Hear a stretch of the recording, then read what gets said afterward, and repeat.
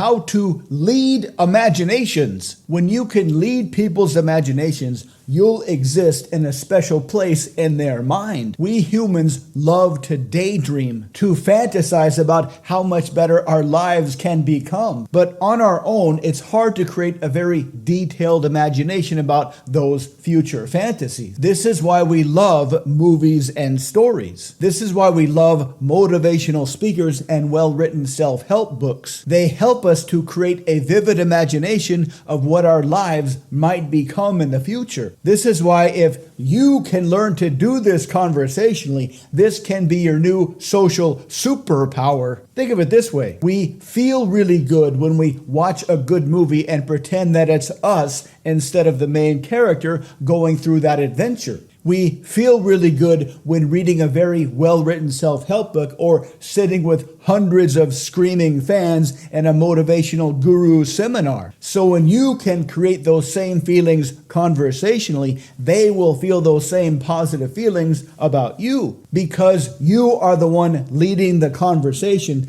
they will subconsciously associate those good feelings with you. So how specifically can you do this? It's actually very simple. First, let's look at that word, lead their imagination. This is not tell them their imagination. This is not sit back and listen to their imagination. This is lead their imagination. So how do you do this? First, you need a direction to lead their imagination in. An easy way to do this is to take a part of their lives as it exists today, but imagine a much better version and ideal a year or so out in the future. An ideal job in the future. An ideal financial situation in the future, an ideal romantic situation in the future, an ideal living situation in the future, an ideal vacation in the future. And if you really want to get them fired up, start talking about an imaginary situation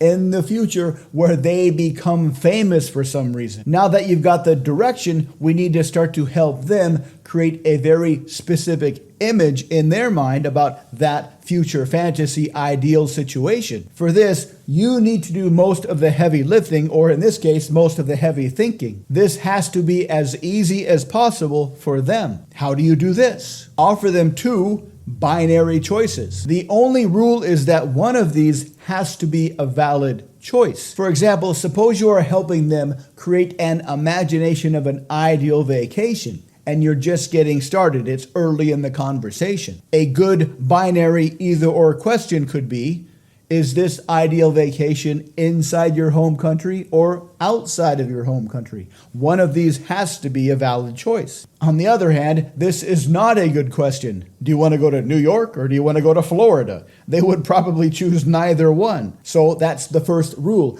a very easy to answer either or choice where one of them has to be a valid choice. Take your time. Do not rush them. You're not in a hurry to get to the answer. You are creating a very enjoyable conversation that's very easy for them. Allow them to imagine both of these choices. You'll need to picture in your mind an image of the imagination they are creating that you are helping them create, so you'll have a kind of an internal guide about which either or questions to ask next. You can practice this two different ways. The best is with post-game journaling. Every time you talk to somebody about the future fantasy ideal, take some time later and write down some questions you could have asked. That will help you next time. For example, just think about getting something to eat, something very simple.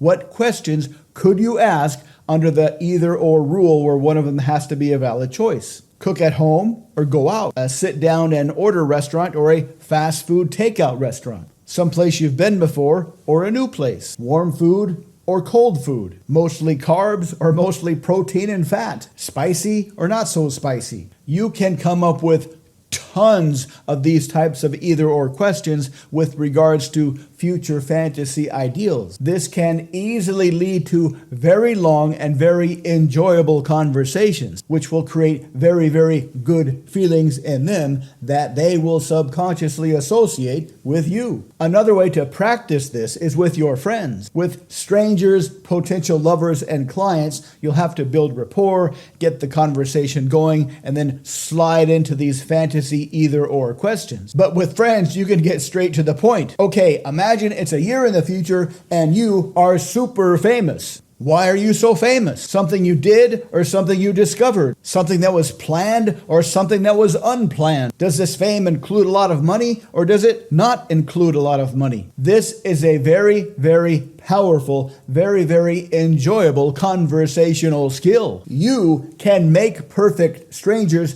feel fantastic within minutes. Practice with your friends.